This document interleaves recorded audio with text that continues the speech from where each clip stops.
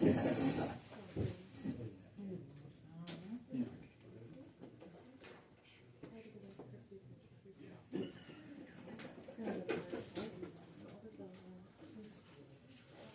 right, at 7 o'clock, we'll start the meeting with a salute to the flag. I pledge allegiance to the flag of the United States of America and to the republic for which it stands, one nation, under God, indivisible, with liberty and justice for all. Roll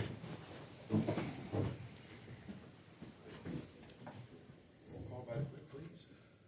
Trustee Dudash? Here. Trustee Kringle? Here. Trustee Reno? Here. Trustee Paul? Here. Treasurer Shonka? Here. Clerk Davis here. Supervisor Lewandowski. Here. Next is the approval of the December 16th, 2024 meeting minutes. I'll move that be approved as presented. Motion by Reno, is there support? I'll support it. Support by Dudash. Is there any discussion regarding the minutes? Seeing none, all in favor? Aye. Opposed? Motion carries. Public comments. Anyone wishing to address the board, we ask that you state your name and address, and the meeting is being recorded for future use. My name is Tyler Gang. I live at 1219 Minnesota Road, lot 72. So I went down to the solar farm in Shiawassee because there's been a lot of controversy over the Fort Gratiot one. And from what I observed with the sound, I noticed there was a sound there. However, I didn't see it as that big of a deal. I mean, you can hear it, but it's not. I didn't see it as a, like if I had to live next to it, I wouldn't personally. I don't think I would personally mind.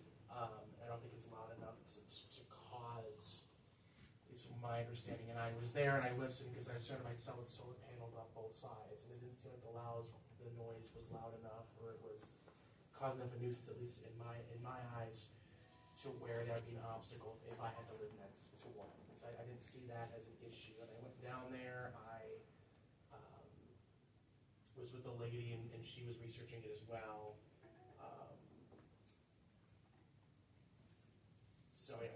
So just based on what I recollect, I don't, at least in my view, I don't really see that as necessarily as a nuisance, but I didn't notice the noise being that bad. One lady said her property value declined by 15%. However, that also could have been because the assessor, because of possible risks, not necessarily actual risks. One of the things they had to assess for like possible future things, but it's one of those things where that's speculative, and so it's a lower property value for risks that may not happen. And then on another note, I am also fact-checking a book by Robert Kennedy, who was passed out during the last county board meeting. They was called Letter to Liberals or something like that. So I'm currently fact-checking that. That's on my site. It's that's where I'm devoting some of my resources now. You can find that article, and I'm going to post my findings that I found at Shiawassee at my website. It's Tyler Megank, MEGANCK.substack.com. Again, that's Tyler Megank, MEGANCK.substack.com. If you'd like to look at what I the fact checking of the book, or on everything new posted for the solar panels, that'll be probably updated pretty soon here, probably today or tomorrow sometime. But just thought I would update about what I was doing. Thank you. I got a question. Did they have a storage station on that site too? Or was it offsite? A storage station, my understanding is a storage station is where they store the power. If the storage station was the one that made the noise, I was just looking at the panels and I heard a noise. I don't know if it necessarily came from the storage station. My understanding is that the extremely loud noise people complain about, if it does happen, it's at a very limited time of day. Like I heard it was between 5 to 6, but I didn't hear the loud noise. That was as much a disturbance that would be like the whole day, at least from my understanding of it. As far as the storage station, if a storage station made that loud of a noise, I guess I may have not been near a storage station, but I was near the panels, and so I did hear a noise there. But in terms of if it could be that loud, maybe I wasn't near a storage station, but my understanding is that it's a limited time of day if it was near a storage station. So we're talking going like an hour, maybe at most a day, at least from my understanding. So it's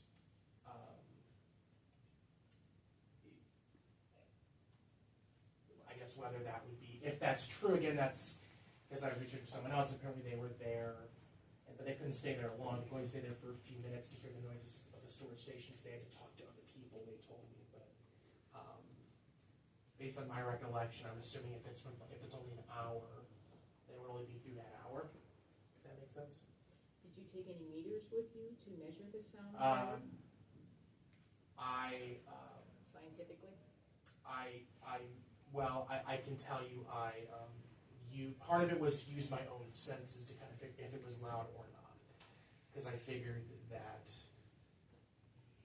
I had enough money for equipment per se. I would go down there to test it, just to personally observe it, to see if I thought it was loud, and I asked myself, like, could I live next to this? And I concluded that I could, because I didn't think it was loud enough or disruptive enough to, like, if I had to live next to a farm, I didn't think that over a long period of time that it would bother me to the extent that I would want to move per se. Maybe it's a little annoying, but it's not enough of a disturbance, I would think, to cause you to want to move out. Of course, it also seems to be more of a personal, I guess, for like a better word, more of a personal taste kind of thing, where sometimes a noise, can be annoying and not necessarily hurt you or harm you. You just don't want to live next to it, kind of like a loud conversation, two people arguing. It may not harm your hearing, but it's annoying, but it's not necessarily going to harm your health, particularly, say. At least that's the sense that I got with it. In terms of, I talked to one guy and he told me that, sure, it's annoying, but like I like it, it's annoying to hear, but it's not hurting me per se. I just don't like hearing the noise on a personal basis. So I got more of the sense it was more of an annoyance than it was something that's going to harm human health, like hurt hearing or cause mental health issues that I've heard. So that's just the sense that I got from it. Of course, I talked that. So I got conflicting stories. One person said that he didn't notice any change in his property value. I had one lady say that it did, but she didn't know because she wouldn't know until he started selling it. So that was kind of inconclusive. And I also asked some questions near the Lisa building where, again, I got conflicting stories. One lady said that she wasn't bothered by the noise and that there was no change in her property value. And then there was an older lady who said that she was bothered by the noise. She said, especially during the summer, and that she had a lowering of property value, but she said she couldn't get into specifics because she didn't until she does taxes. She wouldn't know until she does taxes, she said. So I hear a lot of these conflicting stories about whether it would harm property value, and so it makes it hard to get a complete picture because people have very conflicting stories about what these things do. As far as my experience, I can only say that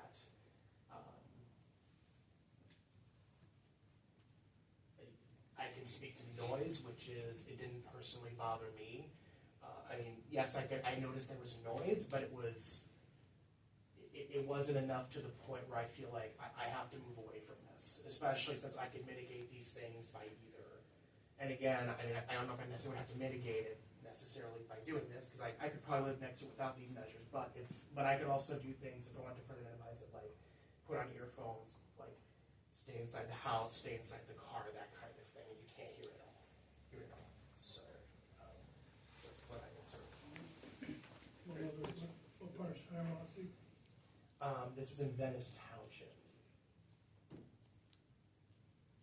Now, again, depending on where you are in Venice Township, it might be different.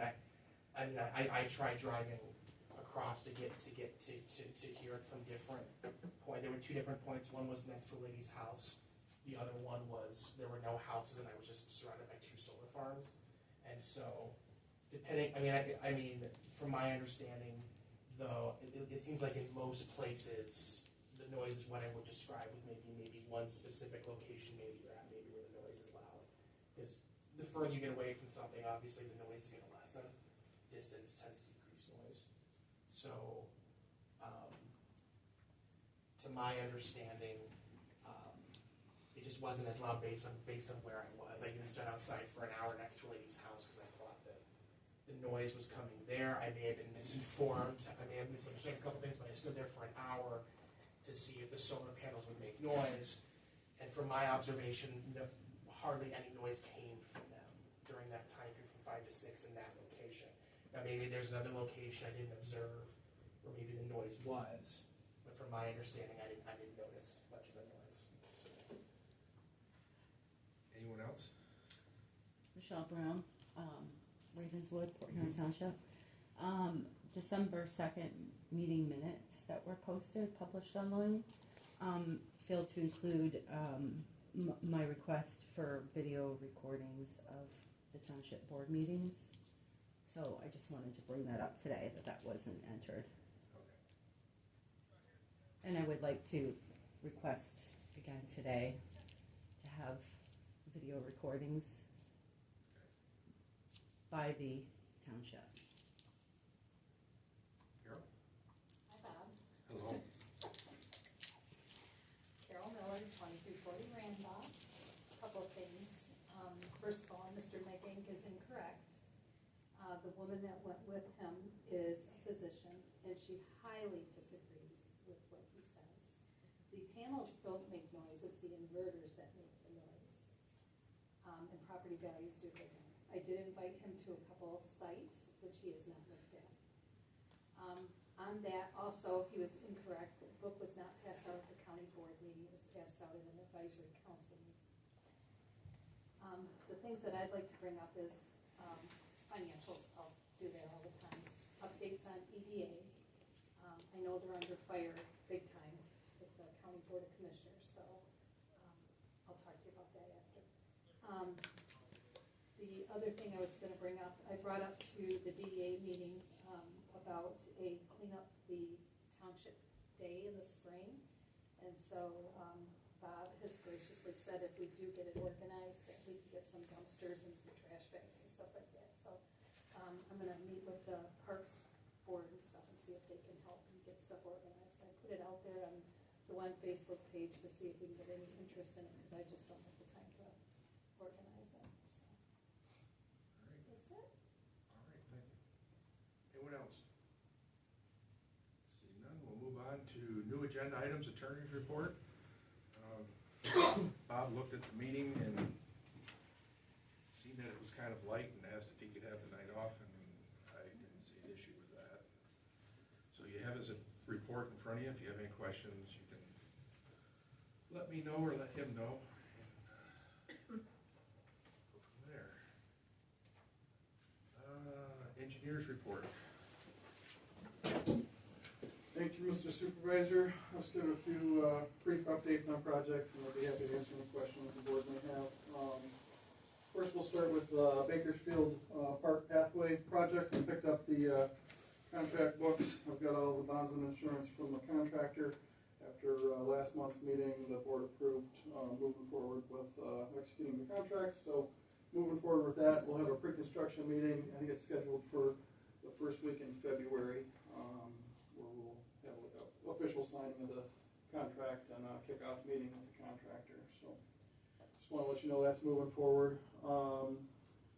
Also in the background, getting ready to rebid the Howard Street sidewalk and some sections on 24th. If you remember, we took bids earlier, last year, only ended up receiving one bid, which was higher than the estimate, so we decided to rebid over the winter period and try to get some more competition on that. Since then, we've got the township signed up for a website called BidNet, and it just kind of helped it helps advertise projects across a wider platform. On the Bakersfield Pathway project, I believe we got at least 5 bids. I can't remember the exact number, 5 or 6 bids, so it was competitive on that. So anyways, hoping to get some better participation. We'll probably be before you, probably one of your March meetings for looking for award on that sidewalk project. So just kind of give you a tentative schedule on that. Other projects, still working on the Maywood pump station. We've got draft plans and specs into the EPA for their review. They need to look at those to decide which category the project will fit into as far as the environmental clearances that we need to get. Just backing up so everybody's kind of remembers, we're getting grant money. I think it's $1.5 million through a CPF grant that's administered by the EPA. That came from some congressionally directed spending that Supervisor Lewandowski applied for. And we helped write the application. That was through Lisa McLean's office. So just bringing everybody up to speed on what that's about. So, so just kind of, you know, we've talked before about some of these federal programs. The grant money is great, but there are a lot of steps and red tape that we got to go through to get to the money stage. So just making sure we do all of that and get through the EPA's clearances appropriately. So it's taking a little bit of time, but we're working our way through it. So once we get their direction, we'll proceed with finishing the environmental clearances and then concurrently finishing the drawing and specs in the for bid. Anybody has any questions? I'd be happy to answer them. Questions? Just one, when do you think you would be able to start at Bakersfield? I mean, when the weather allows? Yeah, when the weather breaks. I mean, I think the contract is set up to give the contractor through, at least through next summer, just depending on when they want to start. It should just be weather dependent. There's not a lot of materials that they need to procure. There's only one area, they have to do like a ditch wetland crossing that it's going to be a little boardwalk area that's got some like pile foundations to it. Other than that, it's just, you know, stripping, grading, and aggregate base, and then your pathway. So just asphalt surface. So not much to it from a product standpoint as far as lead times or anything like that. So.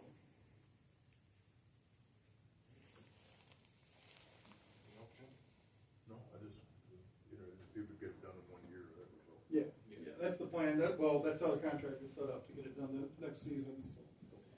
Thank you. Thank you, Mike. Sheriff's report. Hello, Lieutenant Singleton with Sheriff's Office. Standing in place for Captain Pohl again today. As far as the year-end totals for the month of December, there was no crazy huge outliers or anything like that. I know there was a question about domestic incidents last time. It was up 1 from November at 26. Just want to confirm you guys did get a copy of our report, right? Mm-hmm. Okay, just making sure because it was sent to me via email, so I want to make sure you guys had a copy. Being that it is the start of the year, I do have 2 deputies here that would like to introduce themselves to you guys. These are going to be our contracted deputies for at least this rotation for the year. So anytime I'm working or Sergeant Beakey's working, these are the 2 that are going to be working. So starting first is Deputy Katie King. She's going to be reporting on a Township 2 car. I'll let her introduce herself to you guys. Katie King, been with the department for 3 years. So Katie worked for me all last year as the Fort Gratiot contracted deputy and did an amazing job. I don't anticipate you guys having any issues with her level of service or anything like that. Next up will be your full-time night car. This is Deputy Kyle Kaufman. How you doing? Kyle, been with the Sheriff's Office for 8 years now. Be my 2nd time working the Township, and looking forward to having a good year. So it turns out somewhere along the way I started getting old, and Kyle also worked for me at one point as a supervisor. I supervised Kyle for about 2.5 years out at the Drug Task Force, so he has that special niche as far as being able to locate narcotics and do searches like that. He was our marked roller car while I was out there. Again, same thing with Kyle. Can't say enough great things about him. I think you guys would be really pleased with his service too. So, does anyone from the board or the audience have any questions for me? Any questions? All right. Thanks, guys. Thank you. Fire Chief's report. Good evening. See the breakdown of incidents in front of you. We did a small uptick in fires this heating season. No notable incidents in the township. All of our fires were very small in nature. We did run a total of 976 incidents for 2024. The only other thing I have for you is my year-end report. All right, let's see it.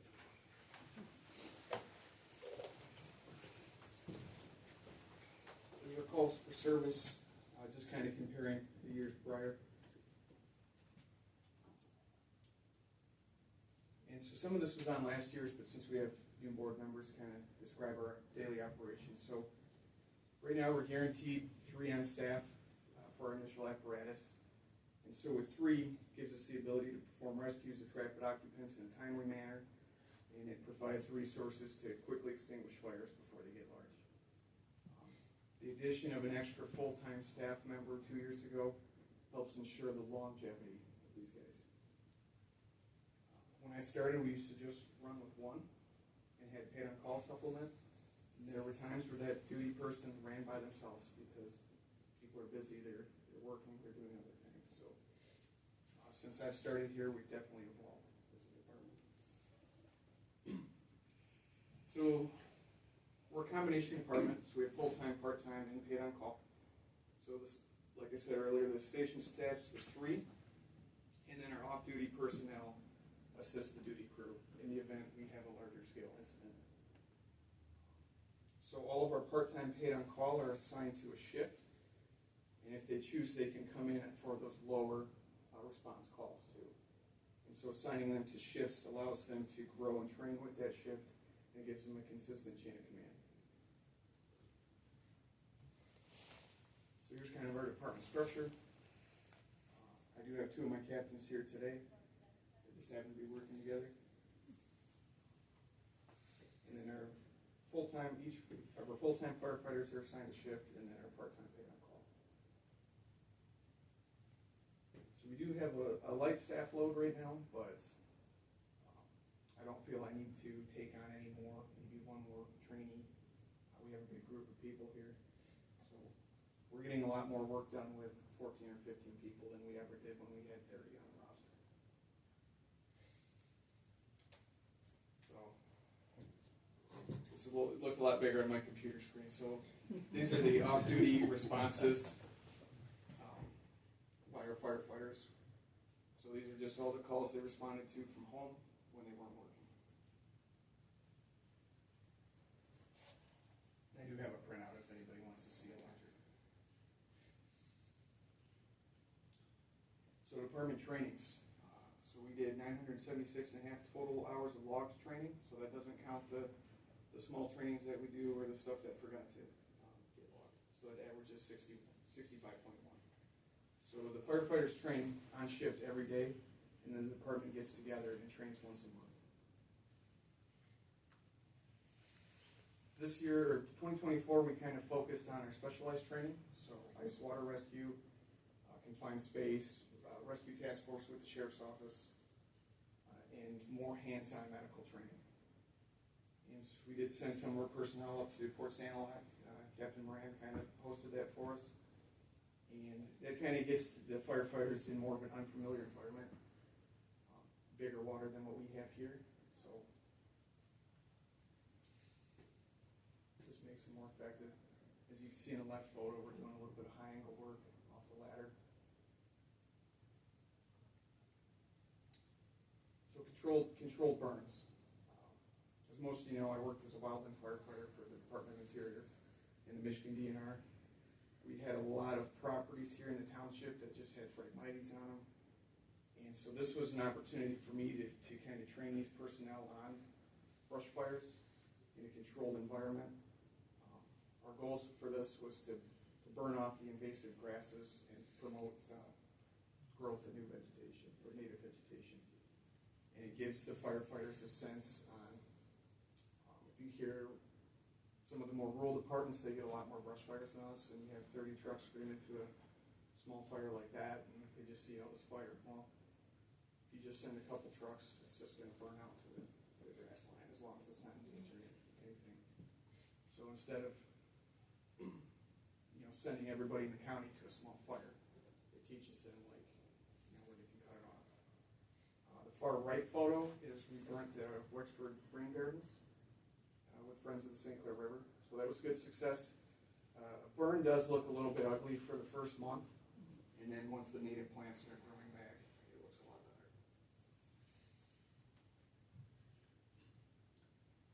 So fire inspections and community relations. This year we completed a record number of fire inspections at 282. When I started, we completed, I think, 64. So we're definitely getting into these businesses and schools and doing a lot more fire inspections. We do assist school staff with fire drills, and we're increasing community involvement during local events. And then we do have a residential fire safety program where we go do a fire safety inspection and install smoke detectors. And that's a program sponsored by the state of Michigan.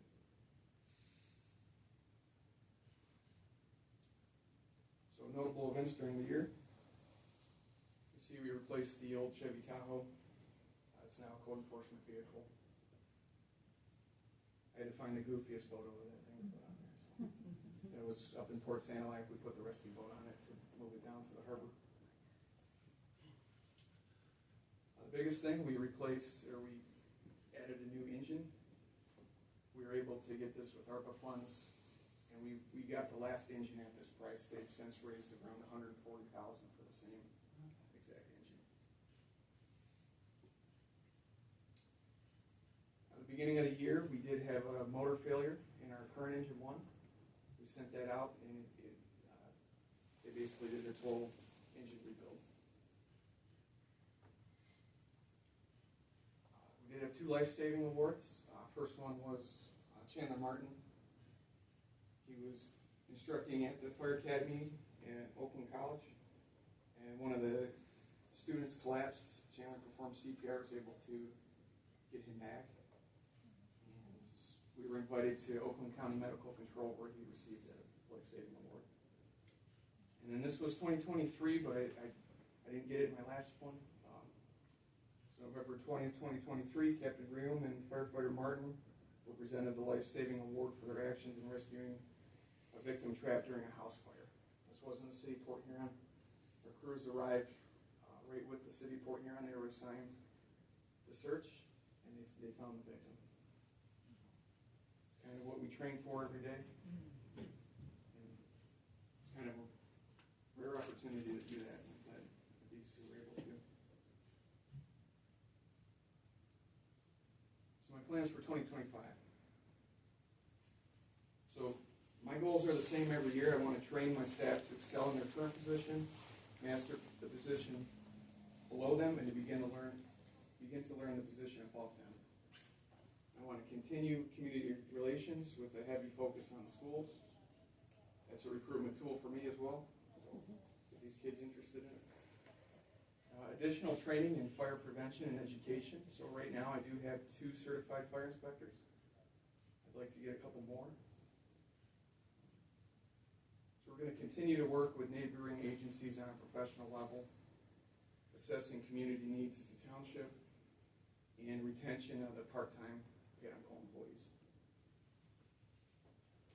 So I found that this needed its own slide of the part-time / paid-on-call retention. So I want to begin working on a retention program with the board, or at least feedback from the board. Like I talked about, having the employees excel in their position and learn the ones above them. So I would like the part-timers to actually work on negotiating that with you guys, with my assistants. Literally every fire department in the state of Michigan is hiring, and they're paying way more than what we do. And when I met with the part-timers, it's, everybody wants more pay. I asked them, guys, what can I do to help retain you? And they thought about it for a little bit. And the only thing that came up was a jacket, winter jacket. So I told Ryan, I said, I'll get you a jacket. But we have an awesome team. They do a really good job, and this is the healthiest I've ever seen this fire department since I started in 2007. So this was supposed to be done last year, but when we had to rebuild the motor on our engine 1, I want to repair the apparatus bay floor. I only received 1 quote so far and two no's, but I want to get ahead of that floor before it gets too bad. So I'm also going to look at solutions maybe not or fixing terrazzo and just epoxy. Whatever's the most cost-effective solution. Want to do hazardous material technician training for all of our firefighters. I have 3 signed up for the next class. The class is put on by the state of Michigan. I was going to teach it myself, but the state has more instructors than just me and way better props than I can get. So I think the cost of that class is very reasonable. Update the training software and equipment. So we have an old overhead projector, old Windows XP laptop, and no sound. So I would like to upgrade that system when we can. And work on a plan to sell our outgoing engine too. So the truck's starting to show its age. It did actually recently have a pump failure, so I'm getting that assessed by the apparatus repair facility. Because if we were to sell it, we're not going to be able to sell it for much without a pump. And with that, I'd like to thank the Township Board and the community for their continued support. Thank you. Can you brief everybody on the relationships we have now with, especially the city and Marysville and Fort Gratiot?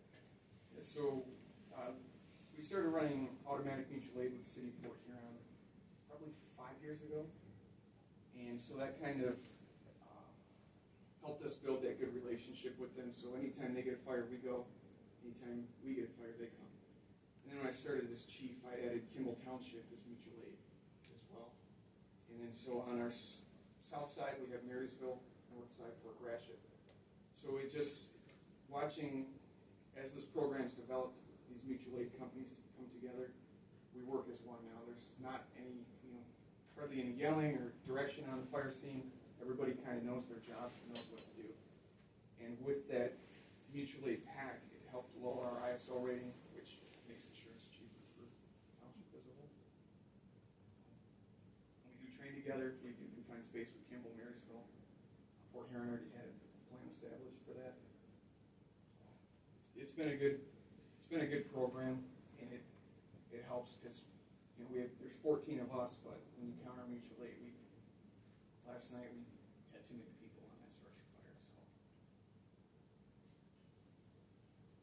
Well, at least we know that they're We're there for them. It's an automatic response. So Fort Gratiot, Fort Huron, Marysville, we're getting a guaranteed three personnel on each apparatus. And then Kimball, whoever they can get to. Question. Control burns. Where I live, got that big woods behind me. Since I've been there, it's burnt 3 or 4 times. I forgot how many. The insurance company's been really nice to me and replaced my trees because it wasn't my fault. The next time I had to sit down with Mr. Howell and do a test that says when you have a fire permit, you don't need to put up a fire. You need to call us because he wanted to burn the whole woods off. Because, I hate to say it, they just leave it go. There's no control what's underneath it. That's going to go again. It's been three burns from people burning stuff down the way. Do we look at the property like that and try to get in there and do any controlling? So I Burn out the brush underneath? I only control public property. Yeah. So if it's private property, we usually wouldn't do that, because then we run into liability here. Anyway, like, there's a good way to approach Butch. He's gonna tell you no. What's that? He'll tell you no. I know it. So I worked with the solution with a homeowner on West Water, and I had them cut trails in the brush, and I let them burn small amounts at a time, like a 10 by 10 section. But they had to notify us when they were doing it, and we had to give them the go, no go. They sent fire truck and protected my shed for the fire, which the insurance company reimbursed you for it. Yeah, and sometimes with those two, depending, where it was at, it's just better to let it burn. I had scouts canoes in the shed, so I hardly wanted to make sure the shed didn't burn down. But, it's gonna burn again, because it's just, big trees fall down, we got all kinds of brush in there. Anyone else have any questions for Chief? Oh, on the floor, I might have the name, I'll get it for you. All right. Good Thank job. you. All right, moving on to item E, approve proposed amendments to the Port Huron Township zoning ordinance regulation of storage containers. John, you want to? Yeah, I can talk about that. This came to the planning commission, and what the storage container, these overseas containers that you see now that people are buying and using, and we had no control of what you could use them for, or where they could be used, so we updated the ordinance to handle those. I mean, the last time, it's something new all the time that comes out, so before you get an issue, we decided we better deal with it now before we have any problems. So it allows that you can have one if you got 5 acres. If you got 10 acres, you can have 2. In the industrial and commercial product, they can't stack them. They can only be one high. They got to be 10 feet apart. They can't take up any parking spaces. So like businesses that use it, and there's some that use them, some that use them for freezers or whatever. But we just can't make buildings out of them. There were some in Fort Gratiot that did that, and we didn't want that here. That was one of the reasons why we started looking into it. And Steve Casson, our previous planning director, he did a very nice job of, he had access to a lot of communities, and he pulled everything together, and I think we got the best deal out of everybody now. So I'd recommend that we approve the zoning ordinance amendment. Is that a motion or? Yes. I have a motion by Reno, I'll second that motion. second by Dudash. Is there any discussion?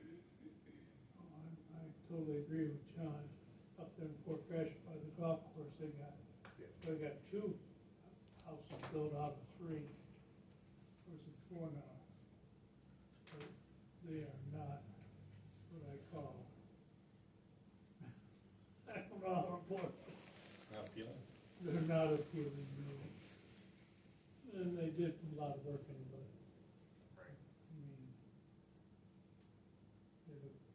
they look like they're almost like Marysville practice fire buildings. Anyone else have any questions or concerns? Roll call by the clerk, please. Reno, Yes. Dudash, Yes. Kringle, Yes. Falk, Yes. Shonka, Yes. Davis, yes, Wendowski. Yes.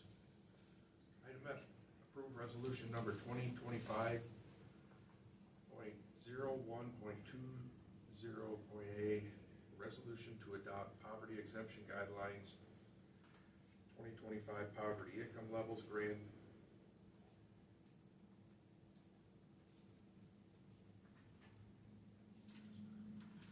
Maximum asset standards.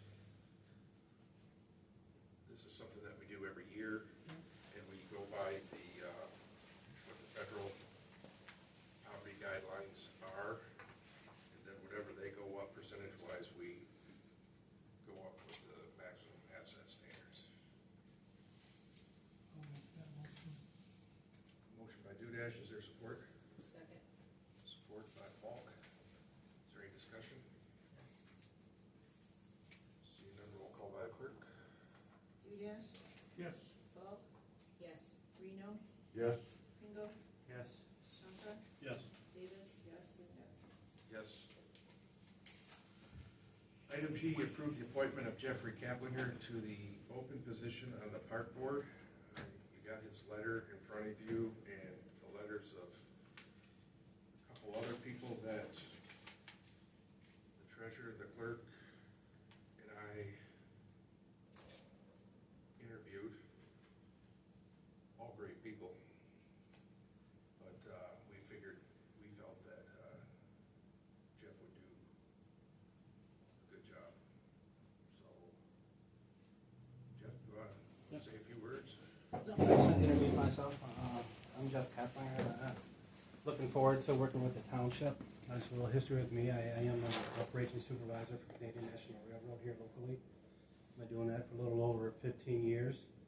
Like I said, I've been working and living in the township. I'm looking forward to serving the community and its members as best as I can. If you guys have any questions. Welcome. Thank you. So would someone like to make a motion to approve Jeff to the park board? I'll make a motion. Motion by Pringle, support by Reno. Is there any further discussion? Seeing none, roll call by the clerk, please. Pringle? Yes. Reno? Yes. Paul? Yes. Dudash? Yes. Shaka? Yes. Davis, yes. Androwski? Yes.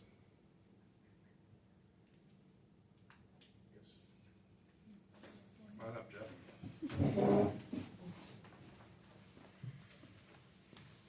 Get you before you change your mind here.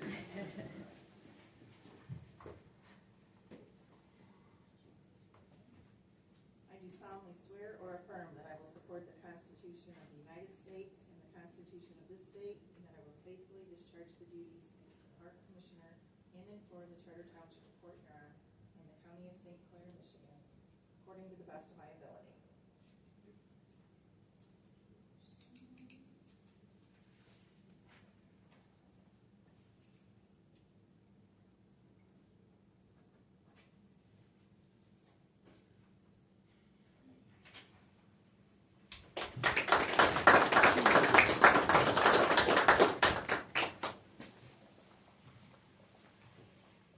All right, item H, Recreation Board meeting and event pay rates request. You have a note here from the rec board asking for a pay rate increase. Their monthly meeting fee to $50 and their event fee to $100.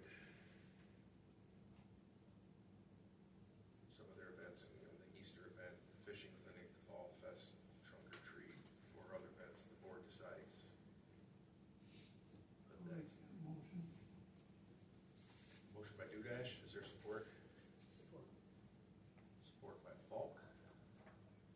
Is there any discussion? I would just like to say I'm not opposed to their getting a raise in their event fees or their meeting fees, but I wish they would have considered it when they were doing their budget in September and not brought it after that.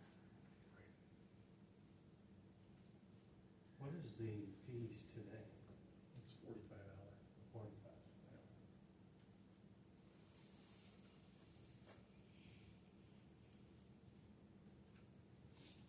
One thing how often, I'm not at, well, if I do come to events, I'm not there from the beginning to the end sometimes. What's the, I think one time I noticed one person coming in later, after it had already started. How have you been with that? You think? It happened rarely. Three female late events. I can bring it up to the board. What I would recommend, and I don't know if the rest of the board thinks, that if someone comes in after the fact, they've already been going for, they're set up, rolling, I don't know, 3 hours or so into it. And I'm not talking 3 hours into the whole event, the time starts before that, prepping and everything. And my thoughts were, if you come in, if you're in late, a certain amount of time, then it's only $50 you get for that day. Or if you leave early, same thing. So, I just don't want it thinking that, well, I came in halfway through, I get $100.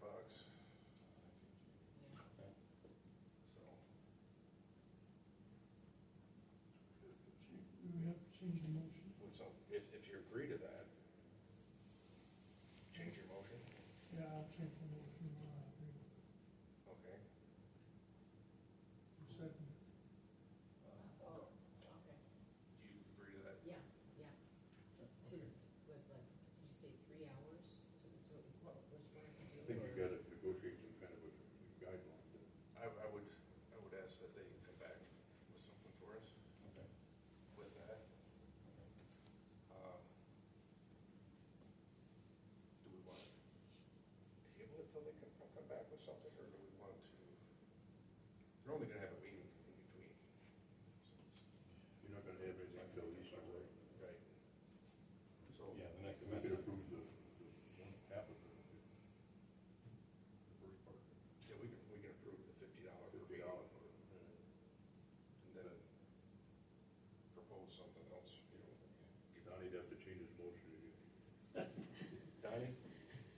I'll change that, we raise the meeting minutes to $50 per person. Okay, Second. okay. All in favor? Aye. Opposed? Motion carries. Thank you.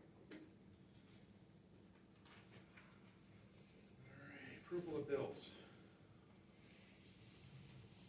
Make a motion, we approve the prepaid bills in the amount of $666,200.36.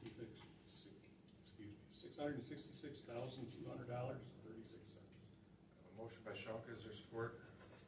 I'll support. Support by Reno. Is there any discussion regarding the bills, prepaids? Seeing none, roll call by the clerk. Shonka? Yes. Reno? Yes. Bulk? Yes. Pringle? Yes. Dudash? Yes. Davis? Yes. Lewandowski? Yes.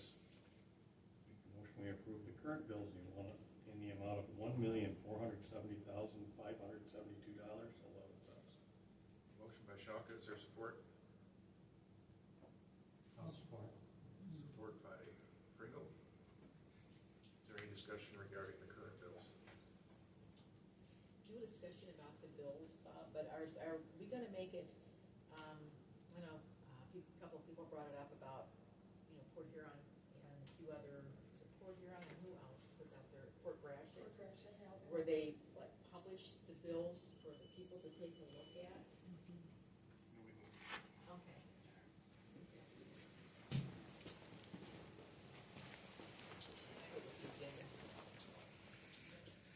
Anyone else? Anything regarding the bills? Seeing none, roll call by the clerk. Shonka? Yes. Pringle? Yes. Dudash? Yes. Reno? Yes. Bulk? Yes. Davis? Yes. Lewandowski? Yes. Board correspondence. I'll let anybody else that has anything go first. Not that, I know it's unusual, we're getting cold weather again, and I was reading in the paper, Kimball's doing warming stations. Did you give any thought to that? Or did they jump over your township and call it? So We've offered it in the past and nobody ever really comes to the emergency management requested.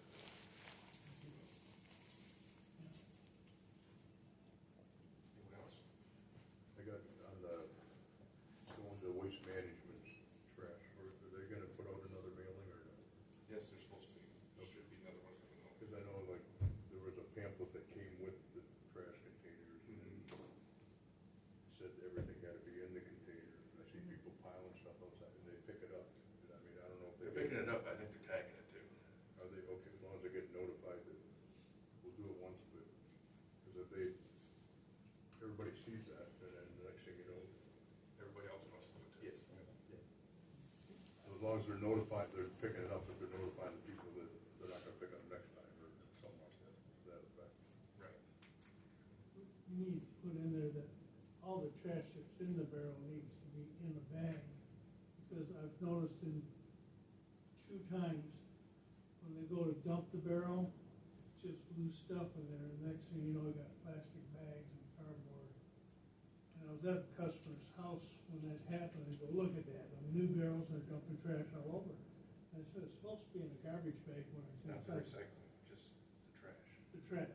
This Right. is It says, That's what it says in the that's in the booklet. I know says it, but, I know, and then problem was Waste Management didn't get up and pick it up and throw it in. The guy got mad and said, it's supposed to be a trash bag, but you don't have that problem. supposed to send out another flyer and hopefully people read it this time. I don't know if we have any say in it. I can tell you that it's their little chart they got that shows you when it's getting picked up is very confusing. Yeah. I see it all the time, like just driving here tonight, the south side of West Water, they got their yellow containers. Well, that was last Monday. This Monday's the other side. So, I mean, they got two colors together on there, when on the chart for different days, and I don't think people understand. Two colors mean that's the two colors they pick up that day. No. Yes. Like Monday's the recycling. I get it, but you've got 4 different trash areas. Correct. They pick recycling up in 2 of them every other week. So there's gonna be 2 colors on each Monday. I understand, but some people put it out on Tuesday. And the thing with this is nothing's changed other than you got a new trash can. Well, I think there's people that recycle now that didn't recycle before. Right, I'm one of them. So I guess, And I read the, They missed me on Monday. They went up on the one side of the street and left me to go. That was the first time I recycled, so I was going, That's what you get. I know. anyway, yeah. glad that they're having another mailing. I started recycling myself. It's just that much easier. So, yeah, they're supposed to have another mailing out, and my biggest gripe is you go down the road on trash day, whether it's recycling day or trash day, which way people point the can towards the road.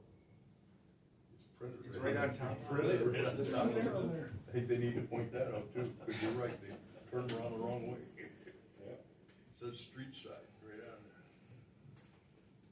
So, but there's also, when they pick up the barrel, they're gonna ruin I don't care, they own the barrel. They're gonna ruin the barrel. They go through that machine that picks up the barrel, it squeezes it, so it's an hourglass barrel. If you ever watch them do it, it just, and it's like, how do they empty How's the that bottom of again? the barrel? how's that again? Hourglass. Oh, what does it do? When they Armstrong pick up the barrel. Hey, some people just have to have a little extra time at the moment. Yeah, I think after hopefully after a couple of months, this all gets narrowed down. And, the one fellow that was at the meeting that wasn't too sure about his containers, he came back about, a couple of weeks later and told me that, no, this is gonna work out just fine for me. So, that was good to hear. But, there have been a lot of compliments also. You know, we had some complaints in the beginning, but, I've gotten a lot of compliments too. They hold the time. Right, I'd hate to have to move that barrel. right. And, like even Dawn mentioned to me one day, it just looks neater going down the road. It's more orderly. So, anyways. Under board correspondence, I got a few things here. Okay, you got your letter that for the road commission annual meeting is February 5th at 5:15.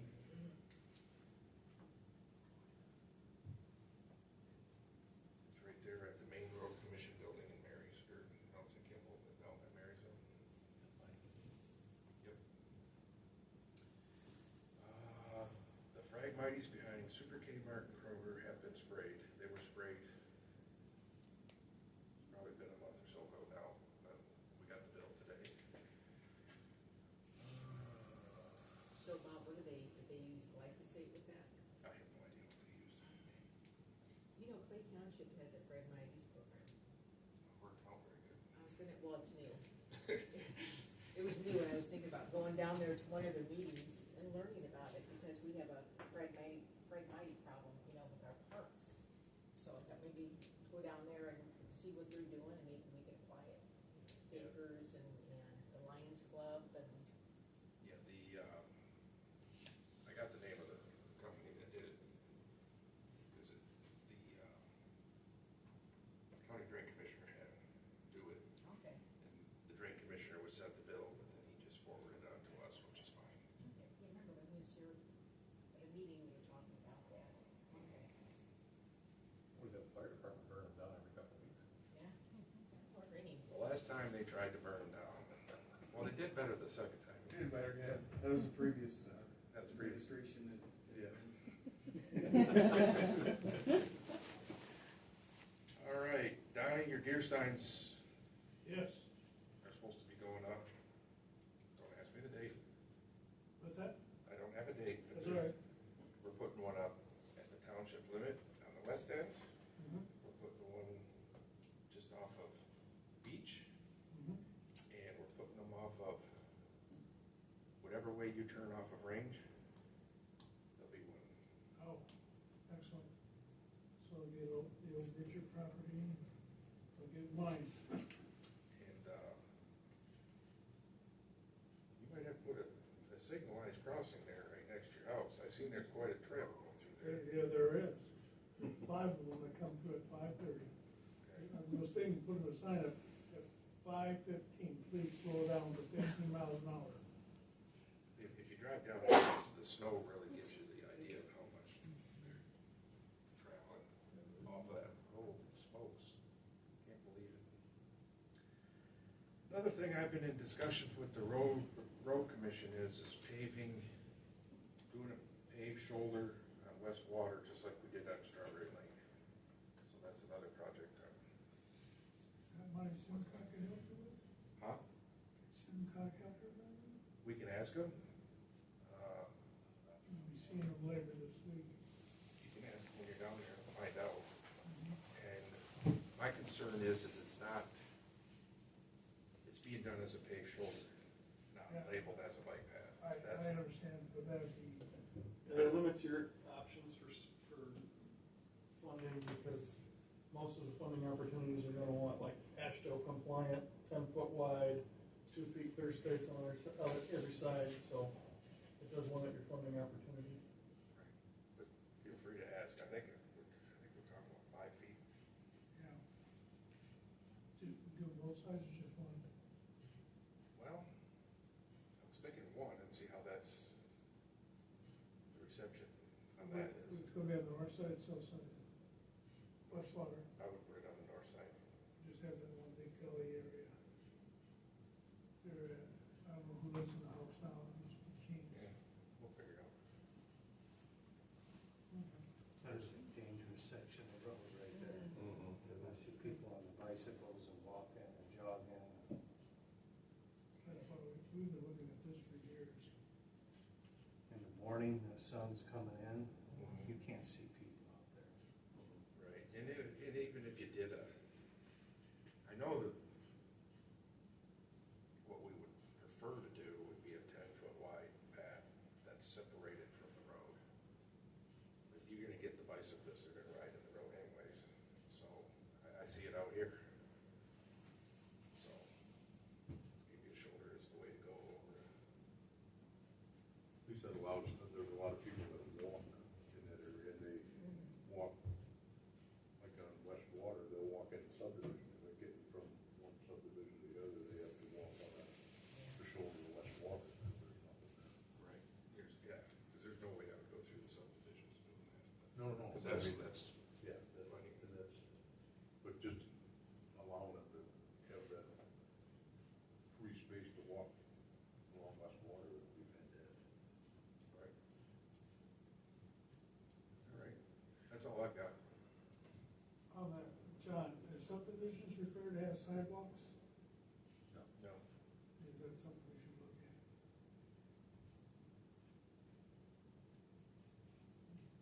I mean, my son lives in Garden City, everybody's required to have a sidewalk, and it's up to them to put it in themselves. They can't front of the house unless there's a sidewalk in front of it. I don't know what the rules some communities have, but I don't know if they're responsible for the snow plowing or Right. if you could make each individual do it. Or, Port Huron makes you clean your own sidewalk. Required. People comply with that. What's that? No, Not that's, too many yeah. people comply with that. No, but if you fall, then your insurance company has to pay the bill for the person that hurt themselves on an area that's not clean. And, becomes quite a, at that point, that's those little patches that are clean, those are where the city come up and say, well, they fell on the sidewalk. He said, well, it's a city sidewalk. He says, well, you're responsible for your sidewalk. And he fell on your sidewalk and you didn't keep it in good repair, so your insurance company. I don't think you could go back and make them do it. It's probably something they should have had 50 years ago before we had a lot of stuff. I don't think you can anywhere today No. with it. But in regard, well, I said when they sell it, it's up to the new owner to put the sidewalk in front of the house, just like a tap in. They haven't paid your tap in. You gotta put the sidewalk in. You gotta pay your tap in before you tap. Well, There's very I few, had that argument. there's very few areas that don't have ditches that you could Right. do that. I mean, you could put sidewalks right in with ditches. I mean, that ain't gonna happen. Right, that's, And I'm not gonna When you make got a it- curb and gutter street, you can put a sidewalk in. right, that's what I'm saying, subdivisions. Well, subdivisions Well, don't have subdivisions don't have curb and gutter either. Well, that's true. I think about that. Yeah, it's all mostly ditches. All right, anything else from anybody? Motion to adjourn. Motion to adjourn.